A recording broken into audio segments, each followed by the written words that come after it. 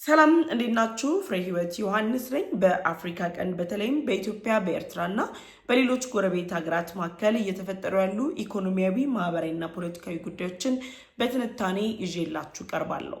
በተለይም ደግሞ ከኢትዮጵያ የቀይ ባህር ጥያቄ ጋር ተያይዞ የሚነሱ ሀሳቦች ላይ ያተኮሩ ዘገባዎችንም አቀርብላችኋለሁ። በዛሬው ቆይታችን በሁለት አንኳር ጉዳዮች ላይ አብረን ቆይታ የምናደርግም ይሆናል። በአፍሪካ ቀንድ እየተጠናከረ የመጣውን ውጥረት ተከትሎ እንዲሁም ደግሞ የመካከለኛው ምስራቅ ጦርነት የሀያላን ሀገራትን ትኩረት በከፍተኛ ሁኔታ እየሳባቸው ይገኛል። ታዲያ ከወደ አውሮፓ ህብረት በጅቡቲ አዲስ ዜና ተሰምቷል። ከጥቂት ቀናት በኋላ እንግዲህ የአውሮፓ ህብረት በተወካዩ በኩል ከጅቡቲ ከፍተኛ ባለስልጣናት ጋር ቁልፍ የሆነ ስትራቴጂካዊ ስምምነት ይደረጋል። ይህ ስምምነት ታዲያ በጅቡቲ የሚያበቃ ብቻ ሳይሆን የአውሮፓ ህብረት ቁልፍ ባለስልጣን አዲስ አበባ በመምጣት ከጠቅላይ ሚኒስትር ዶክተር አብይ አህመድ እና ከውጭ ጉዳይ ሚኒስትራችን ዶክተር ጌዲዮን ጢሞቴዎስ ጋርም ምክክር ያደርጋሉ ተብሎ ይጠበቃል።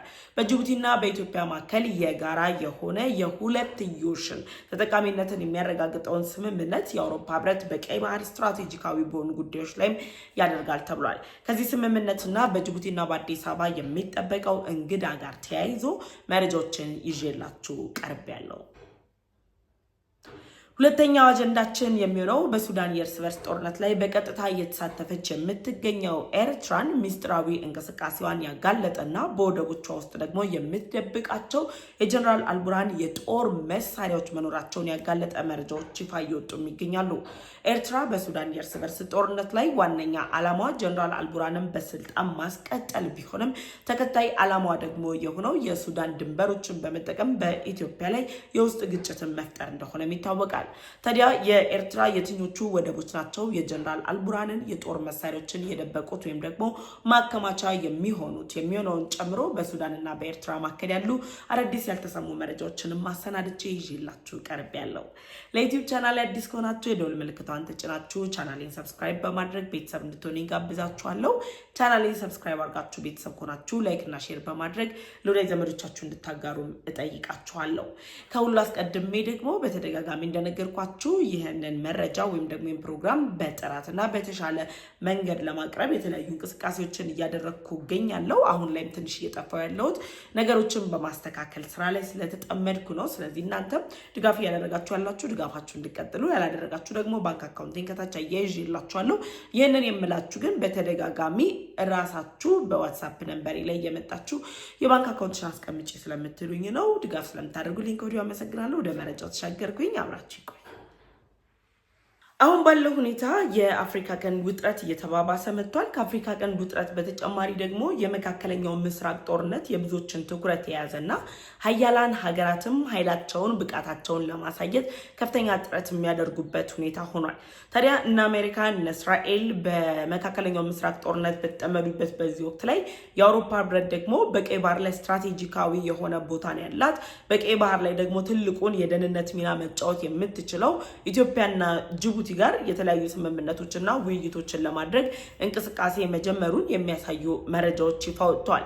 ጅቡቲ በቀይ ባህር ላይ ካላት ስትራቴጂካዊ መዳረሻ በተጨማሪ የዓለማችን ሀያላን ሀገራት የጦር ሰፈራቸውን በወደቦቿ ላይ የገነቡባትና አብዛኞቹ በሚባል መልኩ በጅቡቲ ላይ በቀጥታ የሚያገናኙ የሁለትዮሽ ትስስር ያላቸውና ለቀይ ባህር ህልውናቸው መሰረትን የጣሉ ናቸው። ስለዚህ እነዚህ ሀያላን ሀገራት መካከል ከና አሜሪካ ውጪ የአውሮፓ ሀገራት ትልቁን ሚና ይዛሉ። ስለዚህ እነዚህ የአውሮፓ ሀገራት አሁን ባለው የመካከለኛው ምስራቅ ጦርነት መፈጠር ቀይ ባህር ላይ እየተደቀነ ያለው የአደጋ ስጋት፣ ቀይ ባህር ላይ በቀጣይ ሊያጋጥሙ የሚችሉ የየመኑ ሁቲ ቡድን የጥፋት ስትራቴጂካዊ አካሄድ፣ ከዛ ባለፈ ደግሞ የመካከለኛው ምስራቅ ጦርነት መጨመርና ለባህሩ ደህንነት መፍጠርን ተከትሎ ሰስተነብል የሆነ ወይም ደግሞ መሰረት ያለው ቋሚ የሆነ የማይናወጥ የሆነ የቀይ ባህር ደህንነታቸውን ማስጠበቅ ያስፈልጋቸዋል። ይሄንን ለማድረግ በአውሮፓ ህብረት ላይ በጣም ስትራቴጂካዊ የተባሉ ወይም ደግሞ ቁልፍ ከምንላቸው ሰዎች መካከል በቀዳሚነት የሚጠቀሱ ባለስልጣን እንግዲህ አዲስ አበባና ጅቡቲ ላይ መጥተው አዲስ አበባ ከጠቅላይ ሚኒስትር ዶክተር አብይ አህመድ እና ከኢትዮጵያ የውጭ ጉዳይ ሚኒስትር ዶክተር ጌዲዮን ጢሞቴዎስ ዜን ደግሞ ጅቡቲ ላይ ሄደው ከጅቡቲ መከላከያ ሚኒስትር ከፕሬዝዳንቱና ከሌሎች የጅቡቲ ቁልፍና ስትራቴጂካዊ ከሆኑ ሰዎች ጋር ውይይት ለማድረግ አሁን በ15 እና በ16 ዛሬና ነገ በሁለቱ ቀናት ውስጥ ከአውሮፓ ህብረት ቁልፍ ቁልፍ ሰው እንግዲህ በእነዚህ በሁለቱ ሀገራት ይገኛሉ ማለት ነው። የአውሮፓ ህብረት እንግዲህ ከፍተኛ ምክትል እንደሆኑ ነው የሚነገርላቸው። ምክትል ፕሬዚዳንት ካያ ካላስ ናቸው አዲስ አበባና ጅቡቲ ላይ የሚገኙት። ታዲያ የዚች ሴት በአዲስ አበባና በጅቡቲ መገኘት ቅድም እንደነገርኳችሁ የጅቡቲ ስትራቴጂካዊ የሆነ ቀይ ባህር መገኛ ቦታ ላይ መኖሯ ዜን ደግሞ አብዛኞቹ የአውሮፓ ሀገራት የጦር ሰፈራቸውን ጅቡቲ ላይ መገንባታቸው ጋር በቀጥታ የሚያያዝ ነው። በተቃራኒው ደግሞ ከኢትዮጵያ መጥተው የሚያደርጉት ጉብኝት ኢትዮጵያ ለቀይ ባህር ደህንነት፣ ለቀይ ባህር ዋስትና፣ ለቀይ ባህር ስትራቴጂካዊ ሆኖ መቀጠልና በእነ ጅቡቲ በሌሎች አፍሪካ ቀንድ ሀገራት የምትታመስ ቀጠና ላይ ኢትዮጵያ የራሷን የሆነ ጠንካራ መከላከያ መመስረቷን ተከትሎ ሁለቱ ሀገራት ላይ ጉብኝት ማድረጋቸው አሜሪካ እና እስራኤል ኢትዮጵያን ለቀይ ባህር ስትራቴጂካዊ አጋር ከማድረጋቸውን ባለፈ የአውሮፓ ህብረት በራሱ ኢትዮጵያ የቀይ ባህር ስትራቴጂካዊ አጋር፣ የኢትዮጵያ የቀይ ባህር ጥያቄ ተቀባይነት ሊያገኝ የሚገባው ጥያቄው ኢትዮጵያ የ130 ሚሊዮን ህዝብ ጥያቄ ብቻ ሳይሆን በዓለም የቀይ ባህር እንቅስቃሴ ላይ ቁልፍና ስትራቴጂካዊ የሆነ ሚናን ልትጫወት የምትችል መሆኗን የሚያሳይ ነው። ስለዚህ ካያ ካላስ አዲስ አበባ ተገኝተው መጀመሪያ ከጠቅላይ ሚኒስትሩ ጋር ውይይት የሚያደርጉት ስለ ቀጠናዊ ጉዳዮች ደን ደግሞ በቀይ ባህር ላይ ስላለው ስትራቴጂካዊ ሁኔታ ነው። ከዛ በተጨማሪ ኢትዮጵያ 90% በላይ የሚሆነው የገቢዎች ንግድ እንቅስቃሴዋን የምታደርገው በጅቡቲ ወደቦች አማካኝነት ነው። ስለዚህ የጅቡቲ ወደቦችና የጅቡቲ የቀይ ባህር ስትራቴጂካዊ ቦታዎች ደህንነት መጠበቅ ከኢትዮጵያ ህልውና ጋር በቀጥታ የሚያያዝ ነው። ጅቡቲ ወደቦቿና የጅቡቲ የቀይ ባህር ቀጠና በአማጽያን ቁጥጥር ስር የሚውል ከሆነ ማንም እንደመጣ ጉልበቱን የሚያሳይበት ከሆነ ደህንነቱ የማይጠበቅ ከሆነ ኢትዮጵያ ገቢዎች ንግድ እንቅስቃሴዋን ማድረግ አትችልም። የገቢዎች ንግድ እንቅስቃሴዋን አለማድረጓ ብቻ ሳይሆን አሁን ላይ ባለው ሁኔታ ኢትዮጵያ ወደ ቀይ ባህር እንዳትወጣ በበርበራ ወደብ በኩል እንዳትወጣ ከፍተኛ የሆነ ቀጠናዊ ተቃውሞን እያስነሱባን ያሉት አሰብ ወደብ ላይ እያቀረበች ያለችው ጥያቄም ውድቅ እንዲሆን ጭምር የተለያዩ ሰልፎች፣ የተለያዩ ሀሳቦች እየተነሱ ነው ያሉት። በእነዚህ ሁኔታ ውስጥ ኢትዮጵያ ወደ ቀይ ባህር ልትጠጋበት እየቻለች ያለችው ወይም ደግሞ ኢኮኖሚዋን ኦንጎይንግ አድርጋ እያሳደገች ያለችው የጅቡቲ ወደቦችን በመጠቀም ነው። ስለዚህ ከጅቡቲ ወደቦች ደህንነት ጋር ከጅቡቲ ስትራቴጂካዊ የሆነ ቀጣይነት ጋር ሲያያዝ ሁልጊዜም ኢትዮጵያ በቀዳሚነት የምትቀመጥ ነች። ስለዚህ ለዚህም ነው የአውሮፓ ህብረት ካያ ካላስን ወደ አዲስ አበባና ወደ ጅቡቲ የሚልካቸው ሁለቱ ሀገራት የአንድ ሳንቲም ሁለት ገጽታዎች ናቸው። የቀይ ባህርን ደህንነት ለማስጠበቅ ኢትዮጵያ መሰረታዊ ነች። ጅቡቲ ደግሞ ለሀያላኑ በተለይ ደግሞ ለአውሮፓውያን ሀገራቶች ከፍተኛ የሆነ የጦር ሰፈራቸው መናኸሪያ ከመሆን ባለፈ የቀይ ባህሩ ኢኮኖሚ ዘዋሪ ሀገር ነች።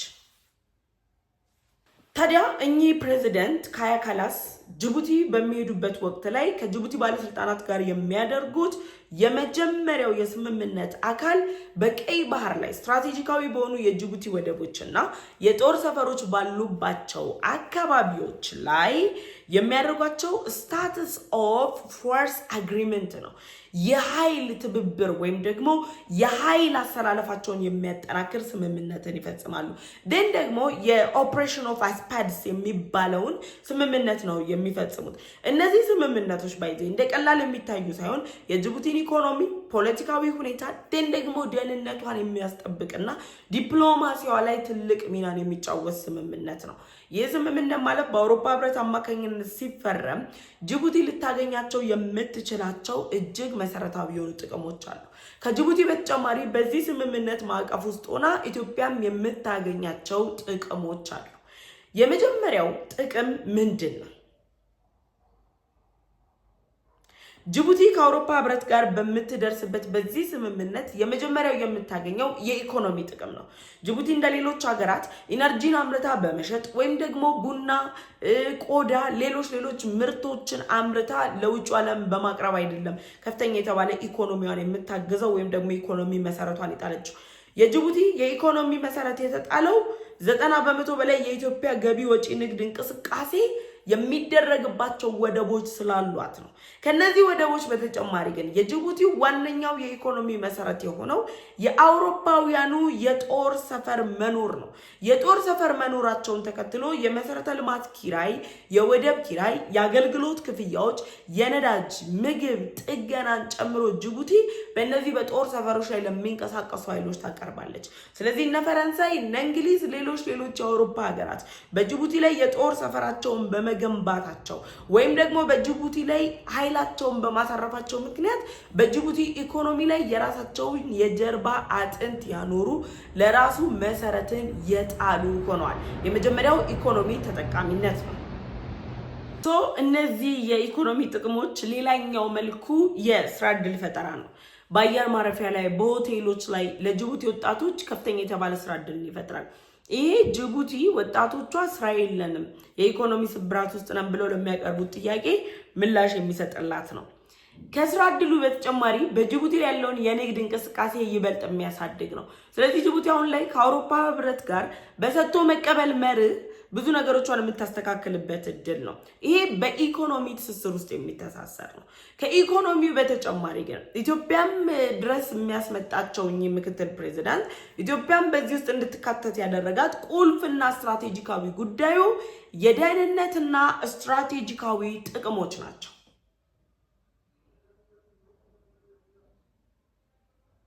የደህንነትና ስትራቴጂካዊ ጥቅሞች የምንላቸው የመጀመሪያው የቀይ ባህር ደህንነት ጉዳይ ነው። ጅቡቲ ወደ ቀይ ባህር የሚያደርሱ ወደቦች አሏት። ቀይ ባህር ላይ ስትራቴጂካዊ ሀገር ከሚባሉት ውስጥ በቀዳሚነት ትቀመጣለች። ስለዚህ ቀይ ባህር ላይ አሁን ባለው እንቅስቃሴ ሁቲዎች እያደረጉት ባለው ጥቃት ላይ ስጋት ላይ እንዳትወድቅና የተጋረጠባትን ስጋት ለመቀነስ ያስችላታል። በዚህ ስምምነት ማዕቀፍ ውስጥ ስትግባባ ይሄ ማለት የአውሮፓ ሀገራት ወይም ደግሞ የአውሮፓ ህብረት አባል ሀገራት የጅቡቲን ደህንነት ለማስጠበቅ አብረው ከጅቡቲ መንግስት ጋር ይሰራሉ፣ ይተባበራሉ። ይህንን ሲያደርጉ በጅቡቲ በኩል ሊጋረጥ የሚችል የአማጽያን ኃይል፣ የሽብር ኃይል በሙሉ እንቅስቃሴውና እቅዱ የሚፈርስበት ጉዳይ ነው። ደን ሁለተኛው ጅቡቲ አሁን ላይ ያላት ወታደራዊ ሁኔታ ነው። በአፍሪካ ቀንድ ላይ ከሚገኙ ሀገራት በግንባር ቀደምትነት ወታደራዊ ኃይል ካላቸው ውስጥ እነ ግብጽና ኢትዮጵያ ተጠቃሽ ናቸው። የጅቡቲ ወታደራዊ ኃይል የትኛውም ሀገር ወታደራዊ ኃይል አይናቅም። ነገር ግን ደግሞ እዚህ ግባ የሚባል ወታደራዊ ኃይል እንኳን የላትም። የአውሮፓ ሀገራትና ሌሎች ሀያላን ሀገራት የጦር ሰፈራቸውን እዛ አካባቢ ላይ መመስረታቸውን ተከትሎ የጅቡቲ ደህንነት የተጠበቀ ነው። ምክንያቱም አውሮፓውያኑ ሀገሮቻቸው የጦር ሰፈራቸውን ለማስጠበቅ ሲሉ የሀገሪቱን ደህንነት ስለሚያስጠብቁ፣ ስለዚህ ወታደራዊ ትብብር መፈጸሙ ጅቡቲ የተለያዩ የጦር መሳሪያዎችን እንድታገኝ ያስችሏታል፣ ቴክኖሎጂዎችን እንድታገኝ ያስችሏታል፣ የጦር ስልጠናዎችን እንድትወስድ ያስችላታል። ወታደራዊ ኃይሏን ለማሳደግ የተሻለ እድልን የምታገኝበት ሁኔታን የሚያመቻች ስምምነት ነው። ከዚህ ባለፈ ግን ይሄ ወታደራዊ ትብብርን ከማሳደግ ባለፈ ወታደራዊ ትብብሩ ለምን ነው የሚያሳድጉት ስንል የክልል መረጋጋትን ለመፍጠር ነው። የክልል መረጋጋት የማይፈጠር ከሆነ የአውሮፓ ሀገራቱ የጦር ሰፈራቸውን ደህንነት ብቻ ሳይሆን የሚያጡት የቀይ ባህር እንቅስቃሴ ይቆማል። የኑሮ መወደዱ ከአፍሪካውያን በተጨማሪ ራሳቸው አውሮፓውያንንም የሚነካ ነው። ስለዚህ የዚህ የክልል መረጋጋት፣ ቀጠናዊ ሰላም መኖር ለጦር ቤዛቸው ወይም ደግሞ ለነሱ ለባህር ኃይላቸው መረጋጋትና መሰረትን የሚጥል ጉዳይ ነው። ስለዚህ በጅቡቲና በአውሮፓ ህብረት መካከል የሚደረሱ መግባባቶች ከኢኮኖሚ ባሻገር ስትራቴጂካዊ የሆነ የደህንነት ወይም ደግሞ የቀይ ባህር ደህንነትን ማስጠበቅ፣ ወታደራዊ ትብብርን ማሳደር ጋር በቀጥታ የሚያያዝ ነው። ከነዚህ ከኢኮኖሚ ጥቅሞች ደግሞ ከደህንነት ጥቅሞች በተጨማሪ ሶስተኛው ጅቡቲ የምታገኘው ጥቅም የፖለቲካና ዲፕሎማሲያዊ ጥቅሞችን ነው። የአውሮፓ ህብረት ሀገራት ያላቸውን አጋርነት ለጅቡቲ ይገልጻሉ፣ ግንኙነታቸውን ያሳድጋሉ፣ እርዳታዎችን እንድታገኝ ያደርጋታል፣ ኢንቨስትመንቶችን እንድትጠቀም ያደርጋታል፣ ደግሞ ሌሎች ድጋፎችን እንድታገኝ ያደርጋታል። ከዛ ባለፈ ስትራቴጂካዊ አስፈላጊነቷ ይጨምራል። ምክንያቱም አሁን ባለው ሁኔታ ከጅቡቲ ጋር ስትራቴጂካዊ የሆነ አስፈላጊነት ኖሯ እንድትወዳደር የምችለው ራስ ገዟ ሶማሊላንድ ነች። ለሶማሊላንድ ደግሞ የሉዓላዊ ሀገርነት እውቅናን ካልሰጡ ሀገራት እዛ አካባቢ ላይ መንቀሳቀስ እንደማይችሉ ያውቁታል። ስለዚህ የሶማሊላንድ የሉዓላዊ ሀገርነት እውቅና እያስነሳበት ያለውን ተቃውሞ ተከትሎ ከሶማሊላንድ ጋር እዚህ ግባ እዚህ ውጣ የሚባል ውጥረት ውስጥ ከሌሎች ከሶማሊላንድ ተቃዋሚዎች ጋር ከመግባት ይልቅ በጅቡቲ ላይ ያላቸውን ፍላጎት አሳድረው ወይም ደግሞ አሳድገው ስትራቴጂካዊ አስፈላጊነቷን የጅቡቲ ይጨምሩላታል። እነዚህ ምክንያቶች በጅቡቲና በአውሮፓ ህብረት መካከል የሚደረሰው መግባባት ጅቡቲን ተጠቃሚ ያደርጓታል። ጅቡቲን ተጠቃሚ የሚያደርገው ትብብር ከመፈረሙ በፊት ግን ለምንድነው ምክትል ፕሬዝዳንቷ አዲስ አበባ የምትመጣው? አዲስ አበባ ከጠቅላይ ሚኒስትር ዶክተር አብይ አህመድ ጋር ከውጭ ጉዳይ ሚኒስተራችን ጋር ውይይት የምታደርገው ሲባል የጅቡቲ ህልውና አደጋ ላይ እንዳይወድቅ ኢትዮጵያ የምትባል ሀገር አስፈላጊ ናት። የጀርባ አጥንት ናት ተብሎ ይታመናል። ይሄን መነሻ አድርገው ኢትዮጵያ አንደኛው የምታገኘው ከዚህ ስምምነት የምታገኘው ጥቅም የባህር ደህንነት መጨመር ነው። ጅቡቲ ላይ የምታደርጋቸው የገቢ ወጪ ንግድ እንቅስቃሴ በየትኛውም አማጺ ኃይል እንዳይገታ፣ በየትኛውም የኢትዮጵያ ጠላት ኃይል እንዲቆም እንዳይደረግ ደህንነቱ የተጠበቀ የገቢ ወጪ ንግድ እንቅስቃሴን እንድታደርግ ያስችላታል።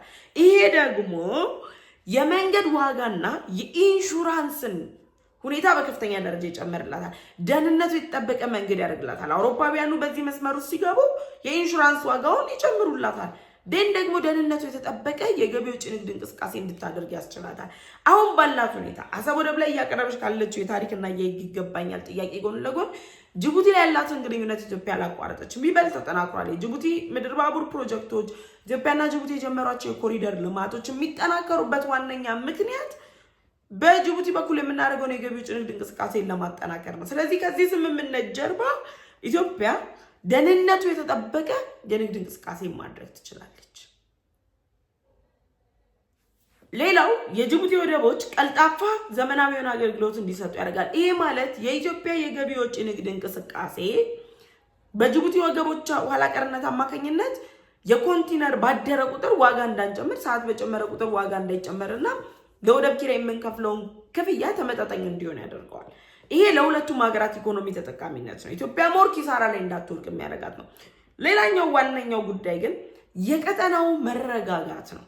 የአውሮፓውያኑ ሀገራት የጦር ስምምነታቸውን ከጅቡቲ ጋር ፈርመው እንቅስቃሴ የሚያደርጉ ከሆነ ከአውሮፓውያን ከአብዛኞቹ ሀገራት ጋር ግጭት ውስጥና ውጥረት ውስጥ ያለችው ኤርትራ እንደ ልቧ ልትቦርቅ አትችልም። ቀጠናው ላይ ግብጽ የምትሰጣቸው ተልእኮች ሊሳኩ አይችሉም። ኤርትራና ግብጽ ከጀርባ ሆነው የሚያሰማሯቸው የሚደግፏቸው አማጺ ኃይሎችና የሽብር ቡድኖች ጭምር ኢፌክቲቭ የሆነ ውጤት ማምጣት አይችሉም። ስለዚህ የቀይ ባህር ቀጠና መረጋጋት ለክልሉ መረጋጋት ዋነኛ ሚና የሚጫወት በመሆኑ ኢትዮጵያና ጅቡቲ መካከል ያለው የሁለትዮሽ ግንኙነት መጠናከር ለኢትዮጵያ ለቀጠና መረጋጋት ብቻ ሳይሆን አሜሪካና እስራኤል የቀይ ባህሩ አጋር እንዳደረጓት ሁሉ የአውሮፓ ህብረትም የኢትዮጵያን አጋርነት እንዲቀበልና የሁለትዮሽ ግንኙነቱን እንዲያጠናክር ያስችላል። ከዚህ ጎን ለጎን አብሮ የሚነሳው የአውሮፓ ህብረት ለኢትዮጵያ የቀይ ባህር ጥያቄ ምላሽ እንዲሰጥ የሚያደርግ ነው፣ ድጋፍ እንዲሰጥ የሚያደርግ ነው። ምክንያቱም የአውሮፓ ህብረት ኢትዮጵያ በቀይ ባህር ላይ የሚኖራትን ሚና ከተረዳና እያደረገች ያለችውን እንቅስቃሴ ግምት ውስጥ በማስገባት ኢትዮጵያ ቀይ ባህር ላይ ለሚኖራ ሚና እውቅና የሚሰጥ ከሆነ የኢትዮጵያ የቀይ ባህር ጥያቄ አግባብነት ድጋሚ የሚረጋገጥበት ነው። ስለዚህ ኢትዮጵያ ከኢኮኖሚ ጥቅሞች፣ ከዲፕሎማሲ ጥቅሞች፣ ከፖለቲካዊ ጥቅሞች በተጨማሪ አሰብ ወደብ ላይ የምታደርገውን የቀይ ባህር እንቅስቃሴን ትክክለኝነት ለማረጋገጥ እንደ አውሮፓ ህብረት ያሉ ቡድኖች ግድ አስፈላጊ ናቸው። ስለዚህ አውሮፓ ህብረት ከጅቡቲ ጋር ስምምነት ከመፈረሙ ቀናት በፊት አዲስ አበባ በተወካዩ በኩል ይገኛል። ከተወካዩ በኩል በሚደረጉ ውይይቶች ደግሞ ጠንካራ የተባለ ጥቅሞችን ኢትዮጵያ እንድታገኝ ያስችላታል። በዚህ ጉዳይ ላይ ሀሳብ አስተያየታችሁ ኮሜንት ሴክሽን ላይ አሳውቁኝ። ወደ ሁለተኛውና የመጨረሻው አጀንዳም ተሻገርኩኝ። ሁለተኛው አጀንዳችን የሚሆነው እንግዲህ አሜሪካን ጨምሮ ሌሎች ዓለም አቀፍ ተቋማት በሱዳን የእርስ በርስ ግጭት ውስጥ በቀጥታ የሚሆን በተዘዋዋሪ መንገድ እየተሳተፉ የሚገኙ ሀገራት ወይም ደግሞ አካላት ላይ እርምጃ እንዲወሰድ ጥሪ እያቀረቡ ባሉበት በዚህ ወቅት ላይ ኤርትራ በይፋ የሱዳን ጦርን ከመደገፍም ባለፈ በሱዳን የእርስ በርስ ጦርነት ላይ ዋነኛው አጀንዳ አቀነባባሪ ግጭት ፈጣሪ ከመሆኗ ባለፈ አሁን ባለው ሁኔታ ላይ ደግሞ የአሰብና የምጽዋ ወደቦቿን ጨምሮ የአየር ማረፊያዎቿና ሌሎች አካባቢዎቿን ጭምር የሱዳን ጦር የሎጂስቲክ ማዕከል አድርጋቸዋለች። የሱዳን ጦር የሎጂስቲክ ማዕከል ያደረገቻቸው ደግሞ አሁን ባለው ሁኔታ ጀነራል አልቡርሃን ከፈጥኖ ደራሽ ኃይሉ ጋር እልህ አስጨራሽ የተባለ ግጭት ውስጥ ወይም ውጥረት ውስጥ ገብተዋል። ይህ ውጥረትና የጦርነት በአጭር ጊዜ የማይቋጭ ከሆነ ፈጥኖ ደራሽ ኃይሉ በተደጋጋሚ ገልጿል። 400 ሺህ የሚጠጉ ሰራዊቶች አሉን፣ 40 ዓመት የመዋጋት አቅም አለንም ብሏል። ይህንን አቅማቸውን የሚጠቀሙና 40 ዓመት ድረስ እንዋጋለን የሚሉ ከሆነ ጀነራል አልቡርሃን ተጨማሪ የጦር መሳሪያ ያስፈልጋቸዋል። ተጨማሪ የጦር መሳሪያ ለማግኘት ወይም ደግሞ ተጨማሪ የጦር መሳሪያ ለመጠቀም ደግሞ አሁን ያለው ሁኔታ አስቻይ አይደለም። ምክንያቱም አሜሪካ የጀነራል አልቡርሃን ጦርን እየደገፉ የሚገኙት ከኤርትራ በተጨማሪ የህዋቱ አርሚ 7 ጨምሮ ከዚህ ጦርነት ውስጥ እጃቸውን እንዲያወጡ በዚህ ጦርነት ውስጥ የተሳተፉ አካላት ላይ እርምጃ እንደምትወስድ ጭምር ገልጻለች። የተባበሩት መንግስታት ድርጅት ሌሎች ዓለም አቀፍ ተቋማትም በዚህ የሱዳን ጦርነት እየፈጠረ ባለው እልቂት በሚሊዮን የሚቆጠሩ ዜጎች ስደተኝነት በሚሊዮን የሚቆጠሩ ዜጎች የመኖር ህልውናቸው አደጋ ውስጥ መግባት ከዛ ባለፈ ደግሞ የሱዳን ትኩሳት ወደ ኢትዮጵያ እየስተጋባ ህዋት ላይ ደም እንዲያፈላ ወይም ደግሞ ህዋት ደግሞ ወደ ሌላ ጦርነት እንዲገባ እያደረገ ያለውን ጥረት ዓለምን የሚያውቅ ቀጠናውን የሚያተራምስ በመሆኑ እርምጃቸውን ይወስዳሉ። ስለዚህ ለሱዳን ጦር የጦር መሳሪያ የሚያቀብሉ ሀገራት፣ ለሱዳን ጦር የጦር መሳሪያ የሚያስታጥቁ ሀገራት በሙሉ አሁን ላይ ጥያቄ ምልክት ውስጥ የሚገቡ ናቸው ተብሎ እየተነገረ ኤርትራ ወደቦቿን፣ የአየር ማረፊያዎቿን፣ የቀይ ባህር ዳርቻውን ለጀነራል አልቡርሃን የጦር መሳሪያ ማከማቻ አድርጋ አቅርባቸዋለች። አሁን ታዲያ እነዚህ የጦር መሳሪያ ማከማቻ አድርጋ የቀረበቻቸው ወደቦቿን፣ የቀይ ባህር መዳረሻዎቿን፣ ሌሎቹን ትተነው ባለው ሁኔታ ኤርትራ ኢላማ ውስጥ እንድትገባ የሚያደርጋት ነው። ፈጥኖ ደራሽ ኃይሉ በተደጋጋሚ ያስጠንቅቋል። አየር መንገዶቹን ጨምሮ አሰብና ምጽዋ ወደብን አፈነዳለሁ ብሏል። ረጅም ርቀት መምዘግዘግ የሚችሉ ድሮኖችን ታጥቋል። ከሱዳን የእርስ በርስ ግጭት ውስጥ እጅሽን አውጪ ተብላ ኤርትራ መልእክት ተላልፎላታል። እጃቸውን ለማውጣት ፈቃደኛ አይደሉም። እጃቸውን የማያወጡ ከሆነ ደግሞ ግጭት ውስጥ ያለው ፈጥኖ ደራሽ ኃይሉ እርምጃ ይወስዳል። አሁን ግጭት ውስጥ ካለው የሱዳን ፈጥኖ ደራሽ ኃይል በተጨማሪ ዓለም አቀፍ ተቋማት ኤርትራ ላይ እርምጃ እንዲወስዱ የሚያደርጋቸው መረጃዎች እየተገኙ ስለሆነ የኤርትራ መንግስት በሚኒስትር ኦፍ ኢንፎርሜሽን በሌሎች ድረገጾቻቸው የነሱን ፕሮፓጋንዳ በሚያሰራጩ ማሰራጫ መንገዶቻቸው በሙሉ ኤርትራ በሌሎች ሀገራት ጉዳይ ላይ ጣልቃ እንደማትገባ የሚያስመስሉ አጀንዳዎችን እያንጸባረቁ ነው ያሉት። የሱዳን የእርስ በርስ ጦርነት ጀነራል አልቡርሃን እና ሱዳን ፈጥኖ ደራሽ ኃይል ከመሆንም ባለፈ ደግሞ ኢትዮጵያ ውስጥ ካለው ከህወሓት ጋር በቀጥታ የሚያያዝ ነው። ምክንያቱም ጀነራል አልቡርሃንን እየደገፈች ያለችው ኤርትራ 38ኛ ዙር የሳዋ ወታደራዊ ሰልጣኞችን ስታስመርቅ ወታደሮቹ ለኤርትራ ብቻ አይደለም የሚዋደቁት፣ ለሱዳን ጭምር እንደሚዋደቁ ይታወቃል። ለሱዳን ብቻ አይደለም የሚዋደቁት፣ ህወሓትን በመደገፍ ለህወሓት ጭምር ገብተው እንዲዋጉ ነው እያዘጋጇቸው ያሉት። አሁን ባለው ሁኔታ የኢትዮጵያ ፌደራል መንግስት ጋር ግጭት ውስጥ ገባለው እያለ ያለው ህወሓት መጪው ክረምትን እንደ ድል አድርጎ ሊጠቀምበት ጥረቶችን ያደርጋል። ከዚህ ቀደምም ሲባሉ ነበር ክረምትን ጥሩ አጋጣሚ አድርጎ የመጠቀም ፍላጎት አላቸው። ያን የሚያደርጉት የኢትዮጵያን የጦር አቅም የሚያውቁት እነሱ ከዛሬ 8 እና 9 10 ዓመት በፊት የነበረውን የጦር አቅም ነው።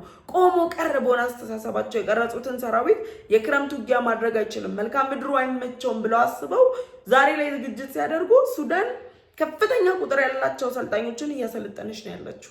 አርሚ ሰባዛው ነው ያለው። ተፈርጇል፣ ኢቭን ተፈርጇል። በሱዳን የእርስ በርስ ግጭት ውስጥ ትልቅ ሚና የሚጫወት ህገወጥ ቡድን መሆኑ ተነግሮለታል።